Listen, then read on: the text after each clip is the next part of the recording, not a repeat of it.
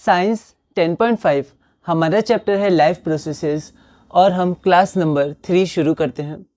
हम life processes में nutrition, respiration और हमारा ट्रांसपोर्टेशन और एक्सक्रीशन, ये चारों हमें पढ़ना है, जिसमें हम न्यूट्रिशन पढ़ रहे थे। तो हम लोग एक बार देख लेते हैं हमने 2 क्लासेस में क्या क्या पढ़ा। तो क्लास नंबर 1 में हमने न्यूट्रिशन से शुरू किया और न्यूट्रिशन में हमने ऑटोट्रॉपिक न्यूट्रिशन और हेटरोट्रॉपिक न्यूट्रिशन के बारे में जाना। उसके बाद हमने फोटोसिंथेसिस के बारे में जाना कि प्लांट्स को फोटोसिंथेसिस परफॉर्म करने के लिए क्या क्या चाहिए। तो हमें चाहिए CO2, H2O, सनलाइट और क्लोरोफिल। और फिर हमने देखा इक्वेशन ऑफ फोटोसिंथेसिस। उसके बाद हमने देखा फोटोसिंथेसिस प्रोसेस में क्या क्या होता है। तो सबसे पहले जो क्लोरोफिल है वो क्लोरोफिल सनलाइट को एब्जॉर्ब करता है। उसके बाद जो लाइट एनर्जी आती है सनलाइट से वो वाटर को स्प्लिट करती है। और उसके बाद CO2 का रिडक्शन होता है कार्बोहाइड्रेट्स में। तो ये जनरल 3 प्रोसेस हमारे पास हैं। फिर हमने देखा था कि जो प्लांट में क्लोरोफिल होता है वो किस में होता है, क्लोरोप्लास्ट में प्रेजेंट होता है। उसके बाद जो सनलाइट और क्लोरोफिल एसेंशियल है, उसमें जो सनलाइट का एक्सपेरिमेंट है, क्लोरोफिल का एक्सपेरिमेंट है, एक्टिविटी है, वो दिया हुआ है NCERT में। फिर जो हमने 3 प्रोसेस देखे थे वो 3 प्रोसेस इमीडिएटली हो ऐसा ज़रूरी नहीं है, उसके पहले कुछ प्रोसेस हो सकता है, फिर थोड़ा टाइम गैप हो सकता है, फिर अगला प्रोसेस आ सकता है। जैसे डेजर्ट प्लांट में होता है कि नाइट में CO2 के साथ वो एक इंटरमीडिएट प्रिपेयर कर लेते हैं, फिर जब सुबह होती है फिर जब सनलाइट उन्हें मिलती है उसके बाद आगे के प्रोसेस होते हैं। क्लास नंबर 2 में हमने देखा था कि जो लीफ के स्ट्रक्चर होते हैं उस लीफ के स्ट्रक्चर पे टाइनी पोर्स होते हैं जिससे एक्सचेंज होता है। किसका किसका एक्सचेंज, तो CO2 का जो फोटोसिंथेसिस के लिए नेसेसरी होता है, O2 का एक्सचेंज होता है। ट्रांसपिरेशन हम लोग आगे भी देखेंगे, लॉस ऑफ वाटर, तो वेपर के फॉर्म में वाटर लॉस होता है, तो इन पोर्स के कारण होता है। अब ये खुल जाते हैं फिर बंद हो जाते हैं, तो किसके कारण, गार्ड सेल्स के कारण। उसके बाद हमने देखा था कि कैसे ये खुलते या बंद होते हैं। तो गार्ड सेल में जब वाटर आता है तो गार्ड सेल स्वेल कर जाते हैं जिसके कारण स्टोमेटल पोर ओपन हो जाता है, और जब वो श्रिंक करते हैं तो स्टोमेटल पोर क्लोज हो जाता है, क्योंकि उससे फिर वाटर बहुत ज़्यादा निकल जाएगा, इसलिए उनको क्लोज होना ज़रूरी है। तो जब प्लांट्स को कार्बन डाइऑक्साइड नहीं चाहिए होता है फोटोसिंथेसिस के लिए, तो फिर वो क्या करता है, अपना स्टोमेटल पोर क्लोज कर लेता है। इसके क्वेश्चंस भी आए हुए हैं। उसके बाद हमने देखा कि प्लांट को ग्रोथ के लिए और भी न्यूट्रिएंट्स चाहिए, जैसे नाइट्रोजन, फास्फोरस, मैग्नीशियम, आयरन, ये सब उसे सॉइल से मिलते हैं। और जो नाइट्रोजन होता है वो बहुत ही इंपॉर्टेंट होता है सिंथेसिस ऑफ एमिनो एसिड, जो प्रोटीन का फॉर्मेशन करते हैं। तो synthesis of proteins and other carbon मतलब अदर कंपाउंड्स, तो उसके लिए नाइट्रोजन बहुत इंपॉर्टेंट है। उसके बाद हमने देखा था हेटरोट्रॉपिक न्यूट्रिशन। उसमें कुछ पैरासाइट्स होते हैं जो दूसरे प्लांट्स या एनिमल्स से फूड या अपना न्यूट्रिशन लेते हैं। एक एग्जाम्पल उसका पूछा गया था, मतलब 4 ऑप्शन दिए गए थे, पूछा गया था इनमें से कौन पैरासाइट का एग्जाम्पल है, तो कस्क्यूटा या अमरबेल, ये 2025 में पूछा गया था। उसके बाद अलग अलग ऑर्गेनिज्म होते हैं, उसमें डाइजेस्टिव सिस्टम, उनके डाइजेस्टिव सिस्टम, फूड को तोड़ने का तरीका जिसको डाइजेशन कहते हैं, वो अलग अलग होते हैं। हमने देखा था सिंगल सेल ऑर्गेनिज्म जो होते हैं, जैसे अमीबा हो गया, उसमें फिंगर लाइक प्रोजेक्शन होते हैं, फिर फूड वैक्यूल का फॉर्मेशन होता है, ऐसे करके NCERT में डायग्राम दिया हुआ है। ये 2025 में इसके स्टेप्स पूछे गए थे, हमें अरेंज करना था। उसके बाद पैरामीशियम होता है। पैरामीशियम सीलिया के द्वारा क्या करता है, फूड को मूव करता है, जिस स्पॉट पे ले जाना होता है वहाँ पर पहुँचाता है। उसके बाद पिछली क्लास में हमने पढ़ा था न्यूट्रिशन इन ह्यूमन बींग्स। तो एलिमेंट्री कैनल हमारे में होता है, तो माउस से लेकर एनस तक होता है। फिर हमने देखा था एलिमेंट्री कैनल में अलग अलग पार्ट्स होते हैं जहाँ पर स्पेसिफिक डाइजेशन होता है, अलग अलग चीज़ें डाइजेस्ट होती हैं। तो हमने देखा था कि फूड से जब माउथ में खाना जाता है तो मुंह में सलाइवा होता है जो खाने को वेट कर देती है, फिर वो आराम से यहाँ ओसोफेगस से स्टोमक तक जाता है। सलाइवा में ऐसा होता क्या है, तो सलाइवा में होता है सलाइवरी ग्लैंड्स, मतलब जो सलाइवरी ग्लैंड्स होते हैं वो सलाइवा को सिक्रीट करते हैं। और सलाइवा में एक काम और होता है वेट करने के अलावा, वो काम क्या होता है कि वो जो फूड है उसमें जो स्टार्च है ना, उसको कार्बोहाइड्रेट को सिंपलर फॉर्म में कन्वर्ट करता है। तो डाइजेशन मतलब यही होता है कि हम जो भी फूड खाते हैं, खाना खाते हैं, उसमें बहुत सारे कॉम्प्लेक्स सब्सटेंसेस होते हैं, तो उनको सिंपलर सब्सटेंसेस में कन्वर्ट करके फिर एब्जॉर्ब कर लेना, तो वही डाइजेशन होता है। तो ब्रेकडाउन बहुत इंपॉर्टेंट है। तो जो फूड है उसको स्मॉलर मॉलिक्यूल्स में टूटना होगा तो वो अच्छे से डाइजेस्ट हो सके, तो ये काम मुंह में ही शुरू हो जाता है। तो वहाँ पर जो सलाइवा है, उस सलाइवा में सलाइवरी एमाइलेज होता है जो फूड को तोड़ना शुरू कर देता है। किस पे वो काम करता है, तो कार्बोहाइड्रेट्स पे। तो वो सिंपलर फॉर्म्स में, सिंपल शुगर्स में ये कन्वर्ट करता है। सलाइवा में सलाइवरी एमाइलेज होते हैं, एक एंजाइम होता है बायोकैटलिस्ट जो इंपॉर्टेंट होते हैं। It breaks down starch to give simple sugar. 2025 2023 में नाम आया था। अलग अलग तरह से ये क्वेश्चंस का लैंग्वेज हो सकता है, पर सलाइवरी एमाइलेज हमें ध्यान रखना है। The food is mix thoroughly with saliva and moved around the mouth while chewing by muscular tongue. तो जीभ होती है वो चारों तरफ खानों को पहुंचा देती है, अच्छे से वो मिक्स हो जाता है, ठीक है। सलाइवरी एमाइलेज एक्ट करता है और स्टार्च क्या है वो टूटने लगता है, वो टूट जाता है सिंपल मॉलिक्यूल्स में। तो अब हम लोग शुरू करते हैं अपनी क्लास नंबर 3। क्लास नंबर 3 में हम लोग देखते हैं, तो हमने कहाँ से कहाँ तक देखा था। तो अभी तक हमने देखा था फूड कहाँ गया, माउथ में गया, माउथ में सलाइवा के संग अच्छे से मिक्स हुआ, सलाइवरी एमाइलेज एक्ट किया। अब इसके बाद फूड जाता है फूड पाइप में, जो फूड पाइप होता है वो सीधा स्टोमक तक ले जाता है, ठीक है। तो अब जैसे स्टोमक क्या होता है, स्टोमक एक ऑर्गन होता है जो हमारे लेफ्ट साइड में प्रेजेंट होता है, लेकिन जो ये हमारा पूरा पेट होता है उसको हम लोग एब्डोमेन कहते हैं या बेली भी कहते हैं, ठीक है। तो एब्डोमेन या बेली ये पूरा पेट का हिस्सा होता है, ये पूरा पेट है ना, लेफ्ट राइट दोनों साइड। लेकिन जो हमारा स्टोमक होता है वो एक स्पेसिफिक ऑर्गन होता है, इंटरनल ऑर्गन जो हमारे लेफ्ट में प्रेजेंट होता है, ठीक है। तो ये भी हम ध्यान रख सकते हैं। तो यहाँ पर माउथ जो होता है वहाँ से फूड कहाँ जाता है, तो फूड पाइप से। तो अब हम लोग यहाँ से शुरू करते हैं। फूड पाइप का एक नाम क्या है, ऑसोफेगस। 2020 में एलिमेंट्री कैनल का डायग्राम भी बनाने दिया गया था, तो डायग्राम भी हमें ध्यान रखना है। तो ऑयसोफेगस, तो ये हमारा हो गया ऑयसोफेगस। और फिर यहाँ पर ऑयसोफेगस से कहाँ जाता है, स्टोमक। एक बार आप भी प्रोनाउंसिएशन देख लीजिएगा, स्पेलिंग्स देख लीजिएगा। तो ऑयसोफेगस से स्टोमक तक जाता है। तो जब फूड स्टोमक में जाता है तो क्या करता है, स्टोमक एक्सपेंड कर जाता है। स्टोमक से कुछ जूसेस निकलते हैं जो डाइजेशन में मदद करते हैं, ठीक है। अब डाइजेशन मतलब जो फूड में कॉम्प्लेक्स सब्सटेंसेस है उनको तोड़ना और फिर एब्जॉर्ब कर लेना। तो सिंपलर सब्सटेंसेस में, सिंपलर मॉलिक्यूल्स से हम उनको तोड़ते हैं। तो स्टोमक जो है उससे कुछ हमारे जूस निकलते हैं, ठीक है। तो ये बहुत इंपॉर्टेंट है, बहुत सारे क्वेश्चन इससे आए हैं। तो स्टोमक में जो वॉल्स ऑफ स्टोमक होते हैं, मतलब हम कह सकते हैं उसका जो सरफेस होता है उसमें गैस्ट्रिक ग्लैंड्स होते हैं, ठीक है। अब पूछा गया कि गैस्ट्रिक ग्लैंड्स होते हैं, जैसे आपको ध्यान होगा सलाइवरी ग्लैंड्स, उससे सलाइवा निकलता है, वैसे ग्लैंड्स कुछ एक्सक्रीट करते हैं, सिक्रीट करते हैं, ठीक है। तो उससे क्या निकलता है गैस्ट्रिक ग्लैंड से, तो उससे 3 चीज़ें निकलती हैं, हाइड्रोक्लोरिक एसिड, उसके बाद पेप्सिन और उसके बाद म्यूकस, ठीक है। तो एक HCl निकलता है, पेप्सिन निकलता है, म्यूकस निकलता है। मैंने नोट्स बनाया उसमें आप देख सकते हैं, आप अपनी तरह से बना सकते हैं। इसमें जो हमारा HCl होता है वो HCl क्या करता है, जो मीडियम है उसको एसिडिक, ये एसिड होता है, ठीक है। तो मीडियम को ये क्या करता है, एसिडिक कर देता है ना।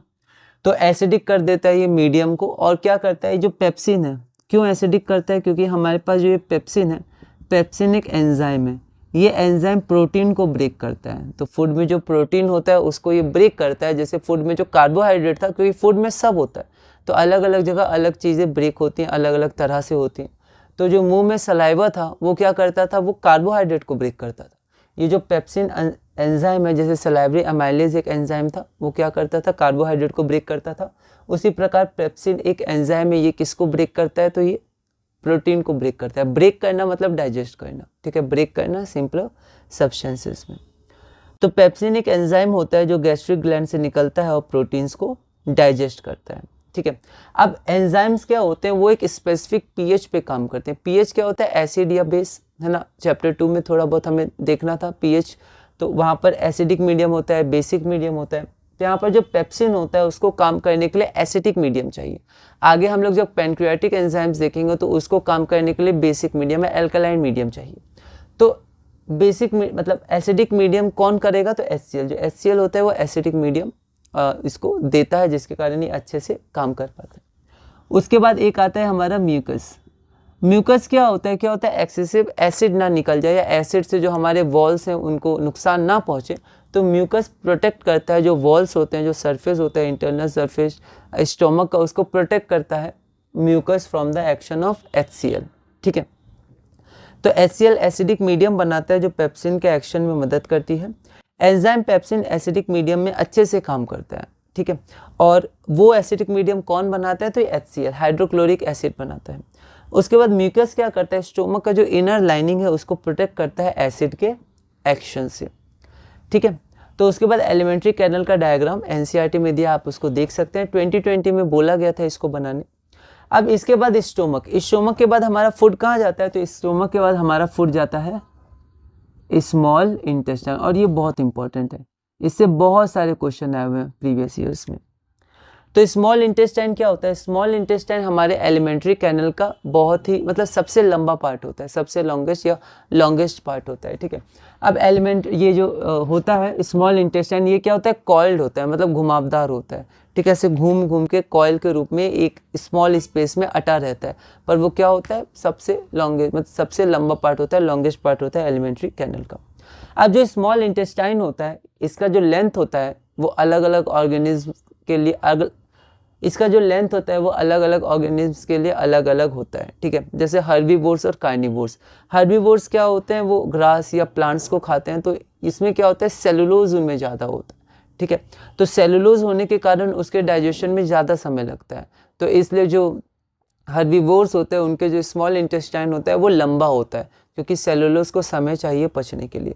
लेकिन जो कार्निवोर्स होते हैं वो मीट खाते हैं, फ्लैश खाते हैं, तो उनको शॉर्ट मतलब ज़्यादा समय नहीं चाहिए, तो वो शॉर्टर स्मॉल इंटेस्टाइन उनके पास होता है, ठीक है। तो ये क्वेश्चन पूछा भी गया था हर्बीवोर्स और कार्निवोर्स 2021 में कि क्या डिफरेंस है और क्या रीज़न है। तो herbivores have longer small intestine because they need more time to digest cellulose, तो सेलुलोज जो प्लांट्स और ग्रासेस में होता है जो वो लोग खाते हैं। उसके बाद जो स्मॉल इंटेस्टाइन होता है यहाँ पर कंप्लीट डाइजेशन होता है। अब इसके बाद फूड का डाइजेशन नहीं होगा, जो लार्ज इंटेस्टाइन होगा उसमें से और वाटर सोख लिया जाएगा, पर फूड का डाइजेशन यहीं पर हो जाता है। तो हमारे पास जो कार्बोहाइड्रेट्स है यहीं से शुरू हो गया था कार्बोहाइड्रेट का डाइजेशन उसको तोड़ने का, और जो एंड होता है वो स्मॉल इंटेस्टाइन में हो जाता है। तो स्मॉल इंटेस्टाइन में क्या क्या होता है, तो आपका कार्बोहाइड्रेट्स, ठीक है, कार्बोहाइड्रेट्स का कंप्लीट डाइजेशन हो जाता है।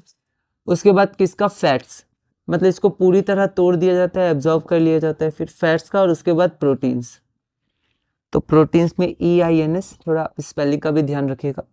तो site of complete digestion of carbohydrates, proteins and fats. अब स्मॉल इंटेस्टाइन में इनका कंप्लीट डाइजेशन हो जाता है, तो हम लोग थोड़ा देखते हैं कैसे कंप्लीट डाइजेशन होता है। तो स्मॉल इंटेस्टाइन में डाइजेशन के लिए क्या होता है, किसकी मदद ली जाती है, जूसेस की।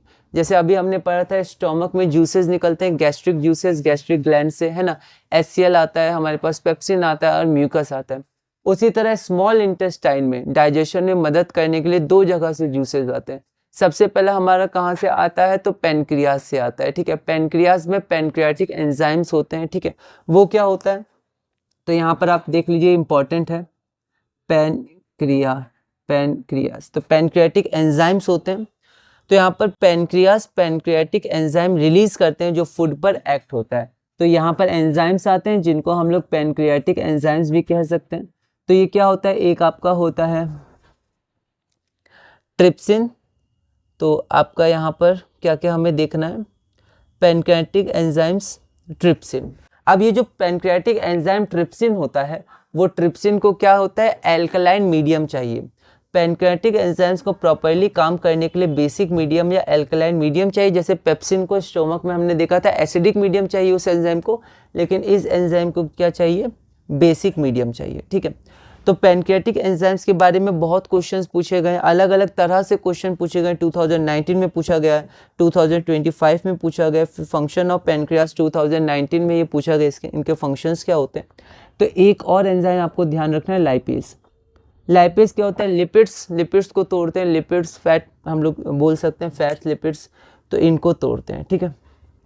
तो यहाँ पर ये भी एंजाइम है, लेकिन इनको क्या चाहिए, इनको चाहिए एल्कलाइन मीडियम। जैसे स्टोमक में पेप्सिन को एसिडिक मीडियम चाहिए था, तो एसिडिक मीडियम स्टोमक में कौन क्रिएट करता था, HCl क्रिएट करता था।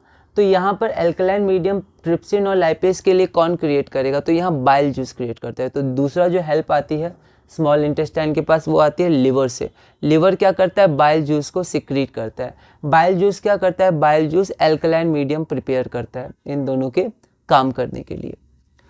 तो एल्कलाइन बनाने के लिए लिवर सिक्रीट करता है bile juice, and bile juice makes the food alkaline. तो फंक्शंस ऑफ लिवर में ये पूछा गया था 2023 में, और बाइल जूस के बारे में 2025 में पूछा गया था। तो उसमें कुछ सॉल्ट्स होते हैं जो क्या करते हैं, जो मीडियम है उसको एल्कलाइन बनाते हैं, क्योंकि स्टोमक में एसिडिक मीडियम है, तो फूड वहाँ से आ रहा है स्मॉल इंटेस्टाइन में, तो एसिडिक मीडियम से एल्कलाइन मीडियम हमें बनाना पड़ेगा, ठीक है। अब दूसरा एक काम क्या होता है कि जो फैट्स होता है उसमें लार्ज ग्लोब्यूल्स होते हैं, हम समझ सकते हैं बड़े बड़े टुकड़े होते हैं, ठीक है, तो उनको डाइजेस्ट करना डिफिकल्ट होता है। तो ये बाइल जूस ही बड़े बड़े टुकड़ों को स्मॉल ग्लोब्यूल्स या फिर स्मॉल टुकड़ों में तोड़ता है, ठीक है। बाइल जूस फैट्स के लार्ज ग्लोब्यूल्स को स्मॉलर ग्लोब्यूल्स में ब्रेक करते हैं ताकि पैनक्रियाटिक एंजाइम्स इन पर अच्छे से इजीली काम कर पाए। इसे हम लोग एमल्सिफिकेशन ऑफ फैट्स भी कहते हैं। तो bile juice emulsification of fats में मदद करता है। अब पैनक्रियाज अपना पैनक्रियाटिक जूस रिलीज करते हैं। पैनक्रियाटिक जूस में एंजाइम्स होते हैं ट्रिप्सिन और लाइपेज। अब ट्रिप्सिन किसको डाइजेस्ट करता है? डाइजेस्ट करना मतलब ब्रेक डाउन करना सिंपलर सब्सटेंसेस में। तो ट्रिप्सिन किसको ब्रेक डाउन करता है? तो प्रोटीन को ब्रेक डाउन करता है। और लाइपेज किसको ब्रेक डाउन करता है? तो जो बाइल जूस बड़े ग्लोब्यूल्स को स्मॉलर ग्लोब्यूल्स में एमल्सिफाइड फैट्स में ब्रेक किया था, उस एमल्सिफाइड फैट्स को फिर स्मॉलर मॉलिक्यूल्स में ब्रेक करता है लाइपेज, ठीक है।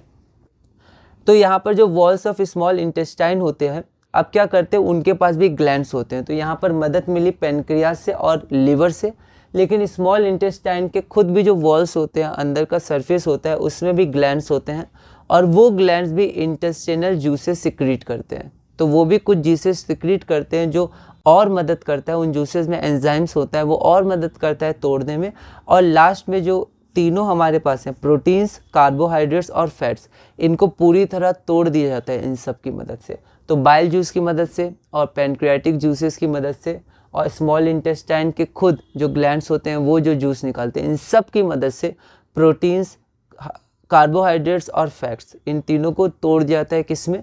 तो प्रोटीन्स को तोड़ देते हैं हम लोग अमीनो एसिड में। Amino acids are the building blocks of proteins. उसके बाद कार्बोहाइड्रेट्स को ग्लूकोज में तोड़ दिया जाता है, कॉम्प्लेक्स कार्बोहाइड्रेट्स को ग्लूकोज में तोड़ दिया जाता है। और जो फैट्स है उन फैट्स को फैटी एसिड्स और ग्लिसरॉल में तोड़ दिया जाता है।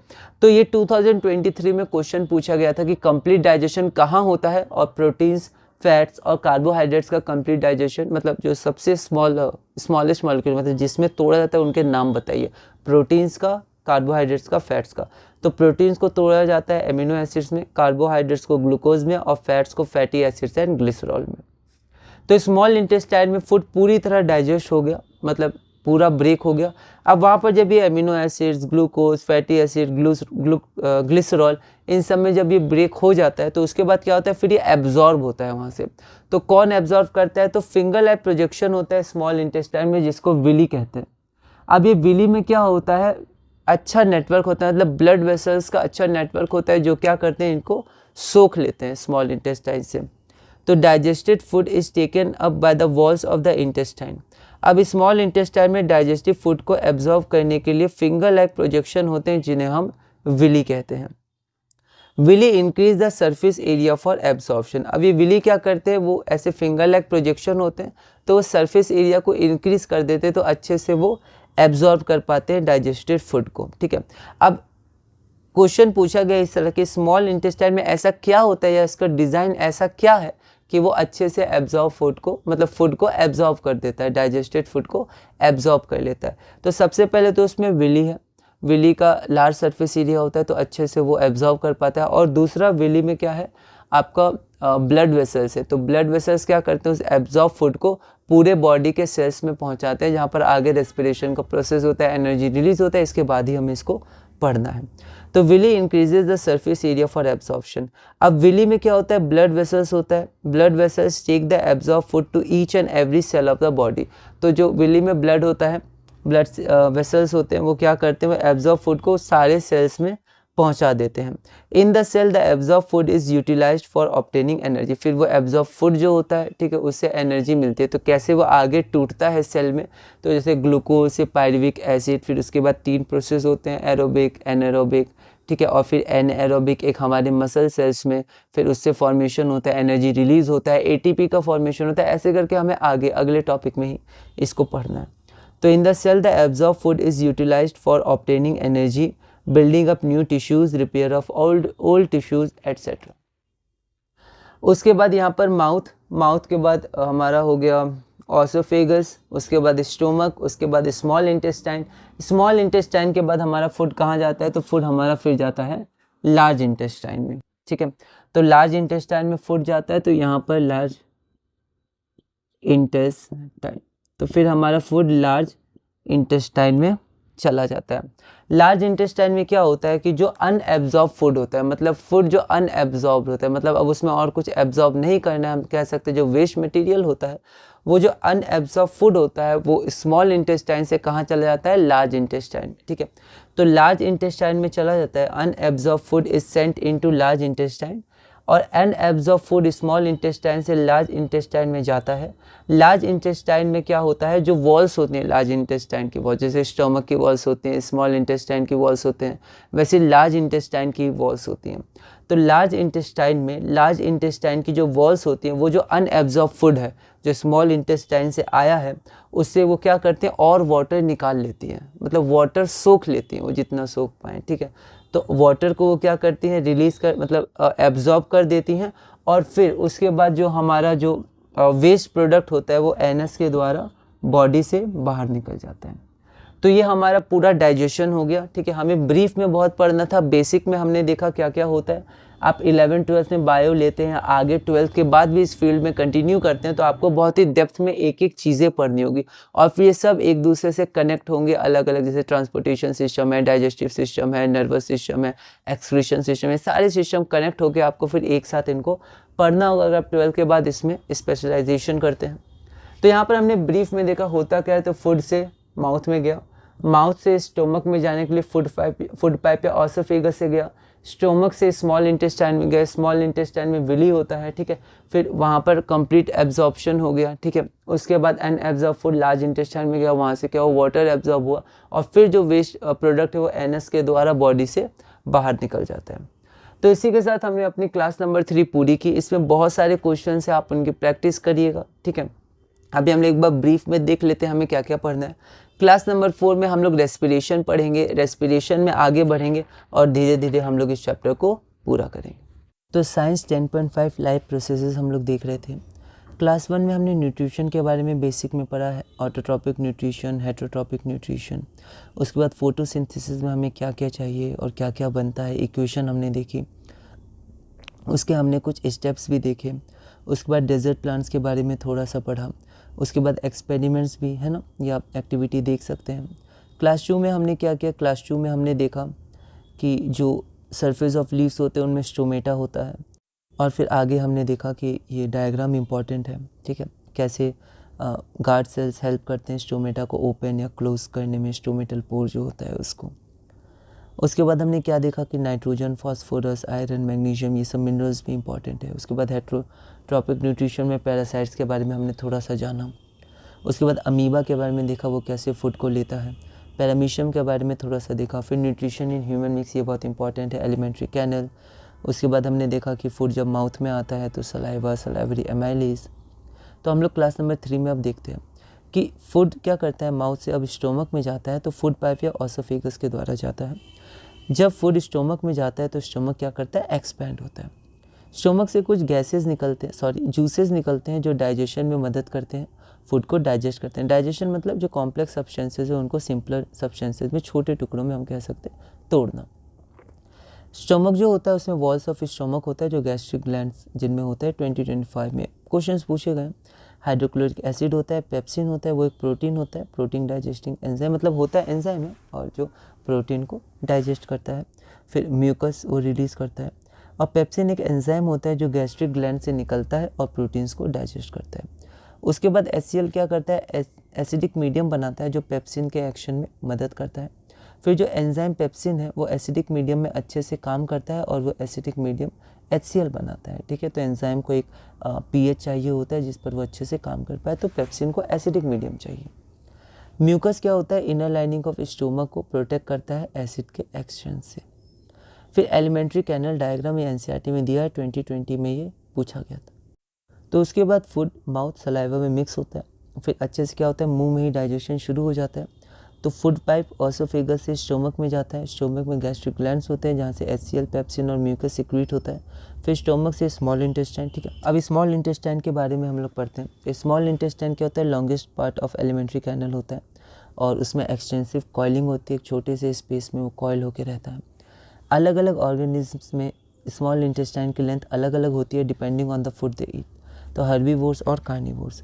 हर्बीवोर्स क्या करते हैं, ग्रास और प्लांट्स खाते हैं, इनमें सेलुलोज होता है और इसको ज़्यादा टाइम लगता है डाइजेस्ट होने में, तो इनमें लॉन्गर स्मॉल इंटेस्टाइन होता है, जबकि कार्निवोर्स में शॉर्टर स्मॉल इंटेस्टाइन होता है।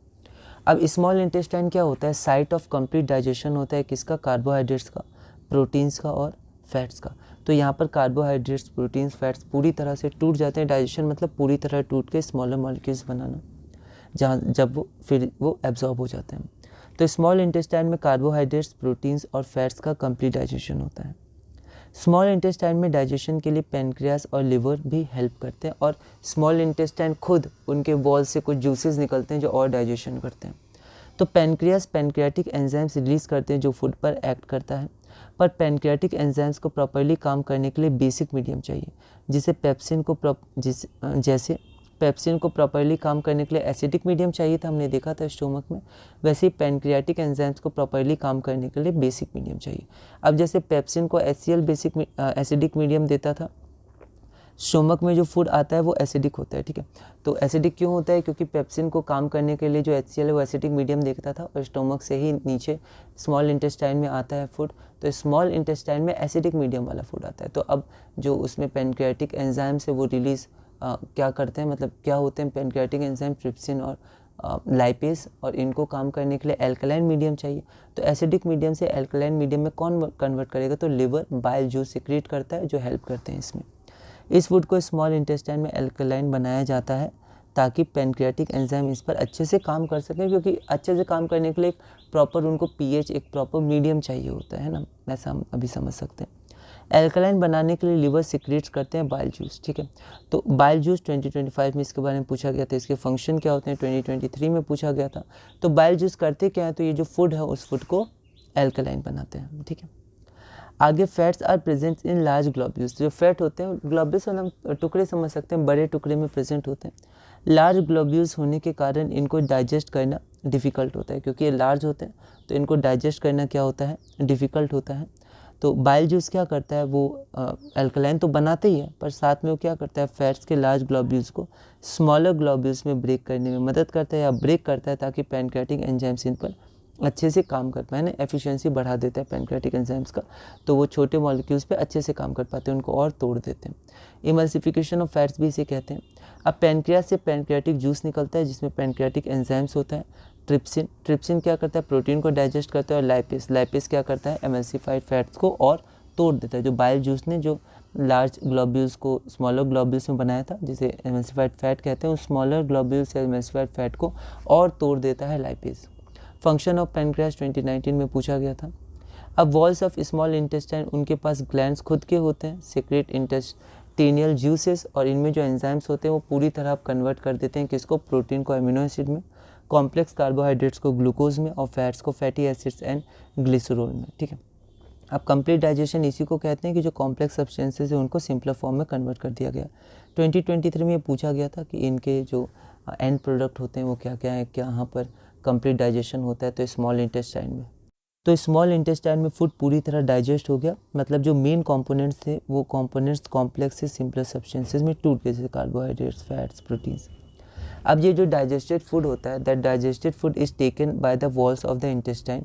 अब स्मॉल इंटेस्टाइन में डाइजेस्टेड फूड को एब्जॉर्ब कर लिया जाता है, किसके द्वारा, फिंगर लाइक प्रोजेक्शंस के द्वारा, जिसको विली कहते हैं।